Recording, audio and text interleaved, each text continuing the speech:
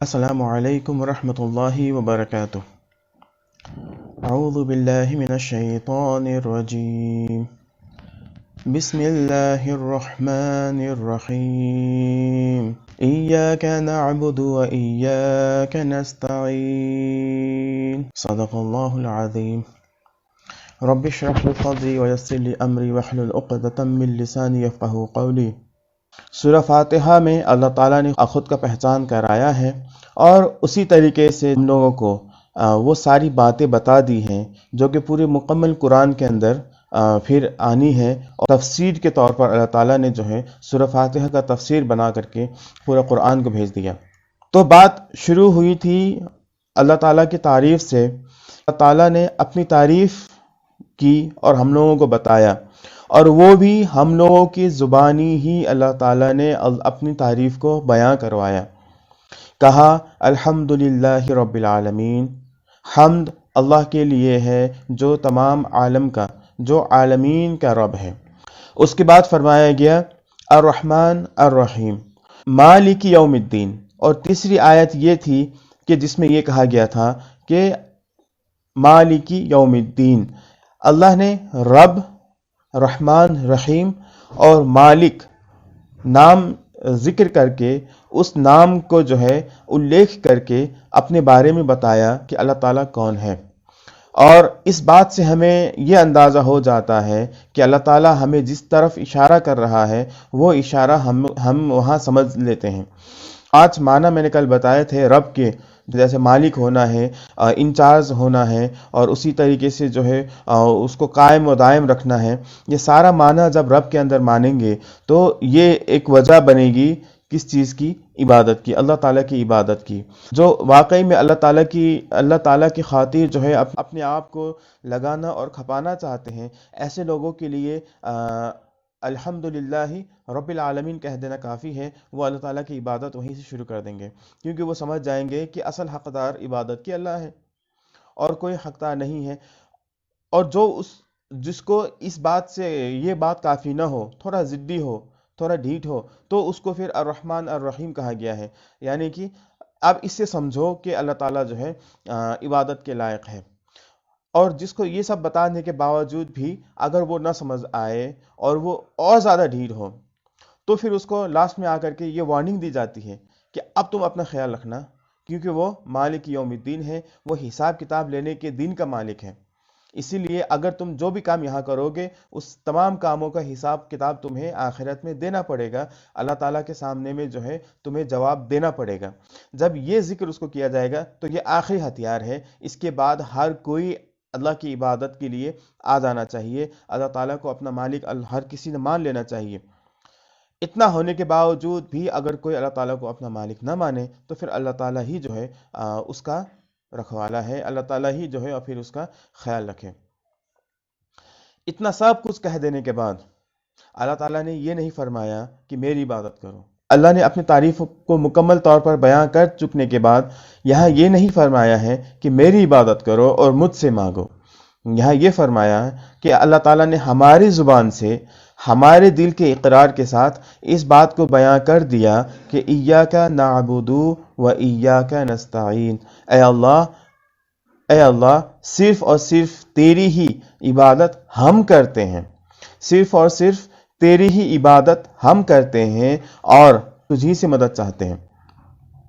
ایاک نعبد کو اور آسان زبان میں اگر سمجھا جائے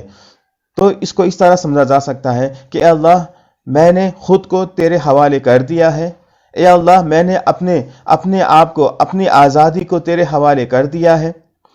میں وہی کام کروں گا جو تو چاہتا ہے، میں وہی سوچوں گا جو تو چاہتا ہے، میں اسی طرح زندگی گزاروں گا جس طرح تو چاہتا ہے۔ وَإِيَّاكَ نَسْتَعِينُ، اور میں تجھی سے مدد چاہوں گا۔ یہ اس انداز سے ہم لوگ جو ہے اس کو سمجھ سکتے ہیں کہ ہم لوگ اس طریقے سے اللہ تعالیٰ سے یہاں بات کر رہے ہیں۔ اوپر ہم لوگ 3rd پرسن میں بات کر رہے تھے اللہ مالک ہے، اسی طریقے سے جو ہے اللہ تعالیٰ رحمان ہے، اللہ رحیم ہے، اللہ رب ہے، رب العالمین ہے۔ یہ تمام باتیں کرنے کے بعد اب سیدھا ہم لوگ اللہ تعالیٰ سے بات کرنے کے لیے آ گئے ہیں، یعنی کہ اب ہم لوگ کو اللہ تعالیٰ سے اپوائنٹمنٹ لینے کی ضرورت ہی نہیں ہے۔ اگر ہمیں اس بات کا احساس ہو چلا ہے کہ اللہ تعالیٰ ہم لوگوں کا مالک ہے، ہم لوگ کا ریکھ دیکھ کرنے والا ہے، ہم لوگ کا رکھوالا ہے، اور ہم لوگوں کا ساتھ دینے والا ہے، اور ہر وقت ہم لوگوں کے ساتھ ہے، تو ہم لوگوں کو اب اس بات کا احساس ہو چلا ہے کہ اب ہم اللہ تعالیٰ سے سیدھی بات کریں، کہ اب ہم کسی اور چیز کو استعمال نہ کریں، ڈائریکٹ اللہ تعالیٰ سے بات کرنا شروع کریں۔ اسی لیے تو ہم یہ کہہ رہے ہیں کہ ایاک نعبد، اے اللہ، اے ہمارے رب، اے رب العالمین، اے رحمان، اے رحیم، اے مالک یوم الدین۔ بس ان تمام صفات کو یاد کیجئے، اور اس کے بعد اللہ تعالیٰ کو یاد کیجئے، اور اس کے بعد کہیے ایاک نعبد و ایاک نستعین۔ ہم عبادت اگر کرتے ہیں تو بس تیری عبادت کرتے ہیں، یعنی کہ ہم نے خود کو تیرے حوالے کر دیا ہے، ہماری خواہشات، ہماری سوچ، ہمارے کام، اور اسی طریقے سے ہماری زندگی تمام کے تمام جو ہے تیرے حوالے ہیں۔ تو جس طرح چاہتا ہے ہم اسی طریقے کی زندگی اس دنیا میں گزاریں گے، تو جس طرح کہے گا ہم اسی طریقے سے اس زندگی میں جو ہے رہیں گے، اس دنیا میں رہیں گے۔ اس دنیا میں جو ہے ہم وہی کام کریں گے جو تجھے پسند ہے، اگر جو تجھے ناپسند ہے تو ہم اس چیز سے بچیں گے، ہم ان کاموں سے رکیں گے۔ اور اگر ان کاموں سے رکنے میں اگر ہمیں پریشانی آئے گی، جب ہم تیری عبادت کرنے سے کہیں خود کو معذور پا رہے ہوں گے، خود کو کمزور پا رہے ہوں گے تیری عبادت کرنے کے تعلق سے، تیری عبادت کرنے کے بارے میں اگر ہم خود کو مجبور کہیں پا رہے ہوں گے، اور کہیں پہ اگر یہ سوچ رہے ہوں گے کہ یہاں ہم اللہ کی عبادت کو نہیں کر پائیں گے، یہاں ہمارے لیے بہت پریشانی ہو رہی ہے، تو پھر وہاں پر مدد بھی ہم تجھی سے مانگیں گے۔ وَإِيَّاكَ نَسْتَعِينُ، ہم تجھی سے مدد مانگیں گے، ہم تجھی سے مدد چاہیں گے۔ یہ بہت ہی خوبصورت آیت ہے، اور اس کو بہت اچھی طریقے سے سمجھ لینا بہت ضروری ہے۔ اگر کوئی عربی پڑھنے والا انسان ہے، اس سے آپ پوچھئے گا ہم تیری عبادت کرتے ہیں کہ عربی کیا ہوگا، تو وہ بتائے گا کہ نعبدو کا۔ وہ یہ نہیں کہے گا ایاک نعبدو، وہ یہ کہے گا نعبدو کا۔ اس کا یہ کہنا ہی کافی ہے نعبدو کا، کہ ہم تیری عبادت کرتے ہیں۔ اس کے لیے بس اتنا ہی کافی ہے، ہمیں اور کچھ کہنے کی ضرورت نہیں ہے، ہم تیری عبادت کرتے ہیں کے لیے۔ مگر اللہ تعالیٰ نے جو طریقہ اختیار کیا ہے، جو طریقہ اپنایا ہے اس بات کو بیان کرنے کے لیے، ایاک نعبد، وہ طریقہ بہت ہی خوبصورت اور بہت ہی بہترین طریقہ ہے۔ اس طریقے کو اگر ہم لوگ سمجھ لیتے ہیں تو پھر ہم لوگوں کا دل پکار کر کے یہ کہے گا کہ واقعی میں اللہ تعالیٰ ہی ہے جو سچ میں ہم لوگوں کی جو ہے عبادت کا حقدار ہے، اور صرف ہم ہی لوگوں کا نہیں، وہ بذات خود جو ہے تعریف کا اور شکر کا حقدار ہے، اور وہ بذات خود جو ہے عبادت کا حقدار ہے، اس کے سوا کوئی عبادت کے لائق نہیں ہے۔ ایاک، بس تیری ہی پہلے لایا ہے اس کو، پہلے اس کو ذکر کیا ہے، ایاک، بس تیری ہی، تیری کیا، نعبدو، ہم عبادت کرتے ہیں، یعنی ہم نے خود کو جو ہے سونپ دیا ہے، اب تو جس طرح چاہے گا ہم اسی طرح زندگی گزاریں گے، اب تو جس طرح چاہے گا ہم اسی طریقے سے ہم سر جھکائیں گے، تو جس طرح چاہے گا ہم اسی طریقے سے روزہ رکھیں گے، تو جس طرح چاہے گا ہم اسی طریقے سے زکوٰۃ دیں گے، تو جس طرح چاہے گا ہم اسی طریقے سے زندگی گزاریں گے۔ سبحان اللہ۔ وَإِيَّاكَ نَسْتَعِينُ، تیری عبادت کرنے کے ٹائم میں اگر ہمیں کوئی بھی پریشانی لاحق ہو، کوئی پریشانی اگر ہمیں کسی پریشانی کا، کسی مصیبت کا سامنا کرنا پڑے، تو پھر ہم پکاریں گے بھی تجھی کو، وَإِيَّاكَ نَسْتَعِينُ، اور ہم تجھی کو پکاریں گے۔ آئیے جانتے ہیں عبادت کسے کہتے ہیں۔ جب ہم نے اللہ تعالیٰ کو پہچان لیا تو اب ہم لوگوں کا اگلا مرحلہ بنتا ہے کہ ہم لوگ جو ہے اللہ تعالیٰ کی عبادت کو پریکٹیکلی کریں۔ صرف زبان سے اللہ اللہ کر لینا کافی نہیں ہے، صرف زبان سے اللہ کو یاد کر لینا، صرف دل میں اللہ تعالیٰ کا خیال لا لینا، یہ کافی نہیں ہے، یہ انف نہیں ہے۔ ہم لوگوں کو یہاں جس بات کی ضرورت ہے وہ یہ بات ہے کہ ہم لوگ جو ہے اللہ تعالیٰ کو جو وعدہ کر رہے ہیں کہ ہم نے خود کو اللہ تعالیٰ کے سپرد کر دیا ہے، تو اب ہم یہاں پر پریکٹیکل ایگزامپل بھی دیں، یعنی کہ اب ہم پریکٹیکلی اس بات کو پروف کریں کہ ہم اللہ تعالیٰ کو مانتے ہیں، اللہ تعالیٰ کو رب مانتے ہیں، اللہ تعالیٰ کو رحمان رحیم اور مالک یوم الدین مانتے ہیں۔ تو اس بات کو ثابت کرنے کے لیے پھر ہم لوگوں کو کیا کرنا پڑے گا؟ عبادت کرنا پڑے گا، اللہ تعالیٰ کی بات کو ماننا پڑے گا۔ یہاں لفظ اللہ تعالیٰ نے استعمال کیا ہے نعبدو، پلورل فارم میں ہے، یعنی کہ یہ ہم کے معنی میں ہے، میرے معنی میں نہیں ہے، یعنی کہ میں عبادت کروں گا یہ معنی اس کا نہیں نکلتا ہے، اس کا معنی نکلتا ہے نعبدو، ہم تیری عبادت کرتے ہیں۔ سبحان اللہ، اتنی چھوٹی سی ہیر پھیر سے آبدو کو نابدو بنا کر کے اللہ تعالیٰ نے یہاں پر یہ بات سکھا دیا ہے ہم لوگوں کو۔ ہم لوگوں کو سیلفش نہیں ہونا چاہیے، ہم لوگوں کو صرف اپنے بارے میں نہیں سوچنا چاہیے، ہم لوگ سب لوگ ایک امت ہیں۔ قرآن میں کہا گیا ہے، سورہ انبیاء آیت نمبر 92 اور سورہ المومنون آیت نمبر 52 میں کہا گیا ہے ان هذه امتکم امۃ واحدہ وانا ربکم، انبیاء میں فاعبدون کہا گیا ہے اور مومنون میں جو ہے فتقون کہا گیا ہے، یعنی کہ یقیناً یہ جو امت ہے، تم لوگوں کی یہ جو سموہ ہے یا تم لوگوں کی یہ جو گروپ ہے، یہ گروپ کیا ہے؟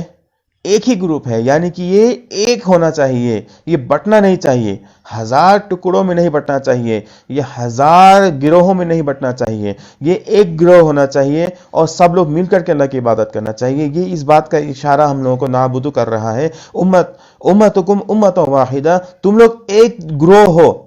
تم لوگ ایک گروپ ہو، تم لوگ ایک ہو، نہ کہ الگ الگ۔ اور ہم لوگوں کے لیے کیا نام اللہ نے پسند کیا ہے؟ مسلم۔ تو ہم لوگوں کو مسلم نام پسند کیا ہے، تو ہم لوگوں کو مسلم کہلوانا چاہیے اور ہم لوگوں کو ایک گروہ بن کے رہنا چاہیے، اور ہم لوگوں کو اپنی پریشانی میں ایک دوسرے کے لیے بھی جو ہے اللہ تعالیٰ ہی سے مدد مانگنی چاہیے۔ عبادت کے لیے جو ہے دو کنڈیشن ہیں۔ پہلی بات یہ ہے کہ عبادت کے لیے جو ہے دو کنڈیشن ہم لوگ کو یہاں بتایا جاتا ہے۔ پہلا کنڈیشن یہ ہے کہ یہ جو ہے صرف اللہ کی خاطر ہونا چاہیے۔ عبادت جب ہم کریں تو یہ یعنی کہ جب ہم نے خود کو اللہ تعالیٰ کے حوالے کر دیا ہے تو اللہ تعالیٰ کی عبادت کس طرح ہو، تو اس کے لیے ہمیں سکھایا گیا ہے، مفسرین نے اپنی کتابوں میں لکھا ہے کہ اس کے لیے پہلی کنڈیشن یہ ہے کہ ہم لوگ جو ہے اخلاص کے ساتھ صرف اللہ کی خاطر جو ہے عبادت کو بجا لائیں، صرف اللہ کی خاطر، اللہ کو خوش کرنے کے لیے کوئی بھی کام ہم لوگ کریں تو اللہ کو خوش کرنے کے لیے کریں۔ اگر اس طرح دیکھا جائے تو صرف روزہ، نماز، حج، زکوٰۃ ہی نہیں اور باقی دیگر عبادات ہی نہیں، ہم لوگوں کی زندگی کا ہر لمحہ جو ہے ہم لوگوں کے لیے عبادت کا درجہ بن جائے گا، اور ہمیں وہاں پہ جو ہے اللہ تعالیٰ ثواب عطا کرے گا، چاہے وہ میاں بیوی کے درمیان کا رشتہ ہو یا گھر والوں کو کھلانا ہو۔ صحابہ کرام نے نبی اکرم صلی اللہ علیہ وسلم سے یہ شکایت کی تھی کہ اللہ کے رسول، یہ جو امیر ہے اور ہم غریب ہیں، ہم دونوں برابر عبادت کرتے ہیں، برابر روزے رکھتے ہیں، برابر برابر نمازیں پڑھتے ہیں، یعنی کہ ہماری عبادات میں کوئی کمی نہیں ہے، مگر یہ لوگ زیادہ پیسے خرچ کر کے جو ہے ہم سے آگے نکل جا رہے ہیں، کیا ہم لوگ ان سے آگے نہیں نکل سکتے یا ہم ان کے برابر نہیں پہنچ سکتے؟ جب یہ شکایت جو ہے نبی اکرم صلی اللہ علیہ وسلم تک پہنچی تو نبی اکرم صلی اللہ علیہ وسلم نے فرمایا کہ اللہ تعالیٰ نے تم لوگوں کے لیے آسانی رکھی ہے، اور وہ آسانی کیا ہے کہ اگر تم لوگ جو ہے اپنے گھر والوں کو کچھ کھلاؤ گے تو وہ صدقہ ہے، تم پڑوسیوں کو کچھ دو گے، ان کی مدد کرو گے تو وہ صدقہ ہے، کسی کو مسکرا کر کے دیکھو گے تو وہ صدقہ ہے، ماں باپ کو مسکرا کر کے دیکھو گے تو وہ صدقہ ہے، اسی طریقے سے اپنے بال بچوں کو محبت سے تم ان کے سر پہ ہاتھ پھیرو گے تو وہ صدقہ ہے، اسی طریقے سے ان کی خاطر جو تم روزی کماتے ہو اگر اس کو ہم لوگ اللہ کی عبادت کی خاطر کریں، اللہ کو خوش کرنے کی خاطر کریں تو وہ بھی صدقہ بن جائے گا اور وہ چیز بھی ہم لوگوں کو ثواب عطا کرے گا۔ تو سبحان اللہ، اللہ تعالیٰ نے کتنی کم کاموں میں جو ہے زیادہ سے زیادہ اجر دینے کا وعدہ ہم لوگوں کو اپنے نبی صلی اللہ علیہ وسلم کے ذریعے سے ہم لوگ تک یہ بات پہنچا دی ہے۔ کم عبادت بھی کریں گے، اگر اپنی دنیاوی زندگی کو بھی اگر ہم لوگ جی رہے ہوں گے تو وہاں بھی اللہ تعالیٰ ہم لوگوں کو عبادت کا ثواب دے گا، مگر شرط یہ ہے کہ وہ اللہ کی خاطر ہونا چاہیے۔ تو پہلی شرط، کسی بھی کام کو کریں چاہے وہ عبادت ہی کیوں نہ کریں، وہ اللہ کی خاطر ہونا چاہیے۔ اگر روزہ رکھ رہے ہیں مگر وہ اللہ کی خاطر نہیں ہے، کسی کو دکھانے کے لیے ہے، تو یہ شرک کا ایک روپ ہے، اس کو ریا کہتے ہیں، اور اس چیز سے ہماری عبادت بیکار ہو جائے گی، ہم لوگ کو کوئی ثواب نہیں ملے گا، ہم لوگ کچھ نہیں حاصل کر پائیں گے اس عبادت سے۔ اور اسی طریقے سے دوسری جو شرط بیان ہوتی ہے وہ یہ ہے کہ وہ طریقہ جو طریقہ نبی اکرم صلی اللہ علیہ وسلم کو بیان کرتا ہے، یعنی کہ جس طریقے سے نبی اکرم صلی اللہ علیہ وسلم نے کاموں کو کرنے کے لیے کہا ہے، جس طریقے سے نبی اکرم صلی اللہ علیہ وسلم نے ہمیں عبادت کرنے کے لیے کہا ہے، ہمیں زندگی گزارنے کے لیے کہا ہے، عبادت کے تعلق سے وہ تمام چیزیں جو ہے ہمارے لیے کیا ہو جائیں گی؟ عبادت ہو جائیں گی۔ اگر طریقہ پھر ہم اپنا اپنانے لگیں گے اور نبی اکرم صلی اللہ علیہ وسلم کا طریقہ چھوڑ دیں گے تو پھر وہ عبادت بھی پھر عبادت نہیں کہلائے گی، وہ اس کے اندر کمی کوتاہی پائی جائے گی، اس کے اندر غلطیاں پائی جائیں گی، جس کی وجہ سے وہ عبادت جو ہے بے اثر ہو سکتی ہے۔ اسی لیے اللہ تعالیٰ سے یہ دعا کرنا چاہیے کہ ہم عبادت کریں تو اللہ کی خاطر کریں اور اس طریقے پہ کریں جو طریقہ نبی اکرم صلی اللہ علیہ وسلم کا سکھایا ہوا ہے، اور اس طریقے پہ کریں جس طریقے کو صحابہ کرام نے اپنی زندگی میں اتارا ہے۔ نبی اکرم صلی اللہ علیہ وسلم کا آئیڈیل بنا کر جب صحابہ کرام نے اپنی زندگی میں اتارا اور ان کے اعمال کو، ان کی باتوں کو جو صحابہ کرام نے ہم تک پہنچایا ہے، وہ بھی ایک دلیل بنتی ہے ہمارے لیے عبادتوں کو کرنے کی۔ تو اس طریقے سے بھی ہم لوگ جو ہے عبادت کو کریں تاکہ ہم لوگ جو ہے نبی اکرم صلی اللہ علیہ وسلم کے ساتھ رہنے کا جو خوش نصیبی ہے وہ حاصل نہیں ہو سکا ہے، تو کیا ہوا، جو ان کے ساتھ تھے، جن لوگوں نے ان کو پہچانا تھا، جن لوگوں نے ان سے دین کو سیکھا تھا، ہم ان سے بھی جو ہے دین کو سیکھیں گے انشاءاللہ، اور ان کے مطابق بھی ہم عمل کریں گے۔ تو اس لیے یہاں آ کر کے جو ہے اس کا 3 کیٹیگری ہو جاتا ہے، یعنی کہ ایک اللہ کو خوش کرنے کے لیے ہے، دوسرا کیٹیگری یہ ہے کہ جو نبی صلی اللہ علیہ وسلم نے سکھایا ہے، اور تیسرا کیٹیگری یہ ہے کہ جس طریقے کو جو نبی صلی اللہ علیہ وسلم نے طریقہ سکھایا تھا، اس طریقے کو جب صحابہ کرام نے اپنی زندگی میں اتارا ہے، تو اس چیز کو بھی جو ہے ہم لوگ پھر لے سکتے ہیں کہ کس انداز سے جو ہے صحابہ کرام نے ان عبادات کے طریقوں کو کیا تھا، تو وہ تمام طریقے ہمارے لیے جو ہے سنت کہلوائیں گی، اور وہ تمام طریقے ہمارے لیے جائز ہوں گی۔ کوئی بھی طریقہ، ایک طریقہ دوسرے طریقے کو نہیں کاٹے گا، کوئی ایک طریقہ دوسرے طریقے کو منسوخ نہیں کرے گا، وہ تمام طریقے ہمارے لیے جائز ہوں گے کام کرنے کے لیے، عبادتوں کو کرنے کے لیے۔ اور اس کے بعد آئیے ہم لوگ چلتے ہیں ایاک نستعین کی طرف، یعنی کہ ہم تجھی سے مدد چاہیں گے، یعنی کہ جب ہم عبادت کرنے کے لیے، اللہ کی خوشنودی کے لیے اور نبی اکرم صلی اللہ علیہ وسلم کے طریقے پر اگر ہم لوگ کوئی کام کرنا چاہتے ہیں، اور اس کام کرنے کے راستے میں اگر کوئی رکاوٹیں آ رہی ہیں اور کوئی پریشانی آ رہی ہے، تو ہماری یہ ذمہ داری بنتی ہے کہ ہم اللہ تعالیٰ ہی سے مدد مانگیں۔ یہاں تک کہ نبی اکرم صلی اللہ علیہ وسلم نے ہم لوگوں کو اتنا بھی سکھایا ہے کہ جب انہوں نے یہ فرمایا کہ اگر تمہیں بازار میں جا کر کے نون بھی خریدنا ہو، اگر تمہیں نون بھی خریدنا ہو تو پہلے اللہ تعالیٰ سے مانگو، پہلے دعا کرو کہ اللہ تعالیٰ مجھے اس چیز کی ضرورت ہے، یا اللہ مجھے اس چیز کی ضرورت ہے، آپ اسے مہیا کرا دیجئے، اویلیبل کرا دیجئے۔ اس کے بعد بازار جاؤ اور اس چیز کو خریدو، کیونکہ بارہا ہم اس چیز کا مشاہدہ کرتے ہیں، ہمارے آبزرونس میں یہ بات آ جاتی ہے کہ جب ہم کسی چیز کو خریدنے کے لیے بازار جاتے ہیں، حالانکہ وہ ایزیلی اویلیبل ہوتا ہے، مگر جب ہم جا رہے ہوتے ہیں اور اوور کانفیڈنٹ ہوتے ہیں، تو اس وقت کیا ہوتا ہے کہ وہ چیز وہاں ہمیں نہیں ملتی ہے، بازار میں اچانک ہی شارٹیج میں چلا جاتا ہے، یا پھر جس جگہ جاتے ہیں وہاں ختم ہو جاتا ہے، اگلی جگہ جانا پڑتا ہے، وہاں بھی نہیں ملتا، پھر اگلی جگہ جانا پڑتا ہے، یعنی کہ پریشانی ہوتی ہے۔ آخر کار وہ کام ہو جاتا ہے یا وہ چیز مل جاتی ہے، مگر آخر تک ہم لوگوں کو پریشان ہونا پڑتا ہے۔ اس لیے جو ہے جب بھی ہم لوگ کسی کام کو کریں تو ہمارے لیے بہتر یہ ہے کہ ہم لوگ جو ہے اللہ تعالیٰ سے پہلے مدد مانگ لیں،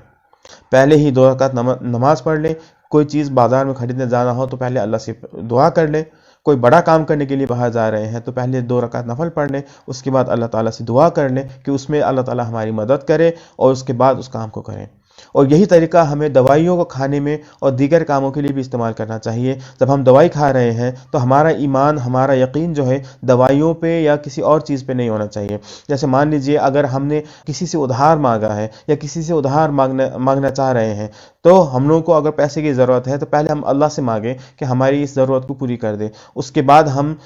جس سے صحیح سمجھتے ہیں، جس کو اپنا سمجھتے ہیں، اسی کو پھر ہم لوگ فون کریں یا اس سے ملے جا کر کے، تب اس سے کہیں،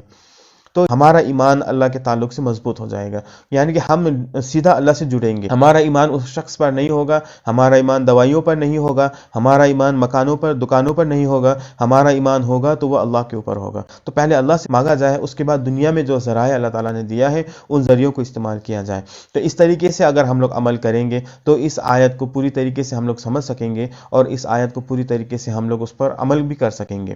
کیونکہ ایک اللہ کے حوالے خود کو کرنا، یہ جو ہے ہمیں خود کو بہت ساری چیزوں کا حوالہ کرنے سے روک دیتا ہے۔ علامہ اقبال نے فرمایا تھا کہ وہ سجدہ جسے تو گرا سمجھتا ہے، 1000 سجدوں سے دیتا ہے آدمی کو نجات۔ یعنی کہ جب ہم اللہ سے ہی سب چیز مانگنے لگ جائیں، ہم اللہ ہی کو اپنا سب کچھ بنا لیں، تو پھر ہمیں انسان کے سامنے جھکنے سے، باقی چیزوں کے سامنے جھکنے سے جو ہے ہمیں وہ چیز روک دیتی ہے۔ یعنی کہ اگر کسی انسان سے نہیں ہوگا تو ہم اس کے سامنے نہیں جھکیں گے، ہم جو ہے اللہ تعالیٰ سے مانگ کر کے باقی انسانوں کو ذریعہ کے طور پر استعمال کریں گے، نہ کہ ان کے اوپر جو جو ہے یقین کر کے ان کے سامنے جھکنا شروع کر دیں گے۔ تو اس طریقے سے اللہ تعالیٰ نے ہمیں تعلیم دیا ہے کہ ہم اللہ تعالیٰ کی عبادت کو بجا لائیں اور اسی طرح اور اللہ تعالیٰ سے ہم لوگ مدد چاہیں۔ اور یہاں ایک بات میں بتا دینا ضروری سمجھتا ہوں، اللہ تعالیٰ نے عبادت کے ساتھ استعانت کو یعنی کہ مدد مانگنے کو رکھا ہے۔ یہ دونوں عبادت ہی ہے، یہ عبادت استعانت بھی عبادت کا ہی حصہ ہے، مگر اس کو الگ ذکر کرنے کا مطلب یہ ہے کہ عام طور پر ہم لوگ استعانت میں یعنی کہ مدد مانگنے میں جو ہے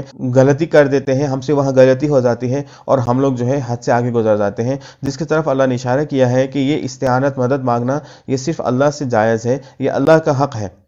اور اللہ کو وہ حق دینا چاہیے۔ ہمیں اللہ تعالیٰ سے مانگنا چاہیے، اللہ تعالیٰ کو ہی ماننا چاہیے اور اسی سے مانگنا چاہیے جو بھی مدد ہمیں چاہیے، چاہے اس کے لیے ہمیں دنیا میں کوئی ذریعہ استعمال کرنا پڑے، مگر پہلے اللہ تعالیٰ سے مانگا جائے اور اس کے بعد ان ذریعوں کو استعمال کیا جائے۔ اس طریقے سے ہم بہتر عبادت کو بجا لا سکتے ہیں انشاءاللہ۔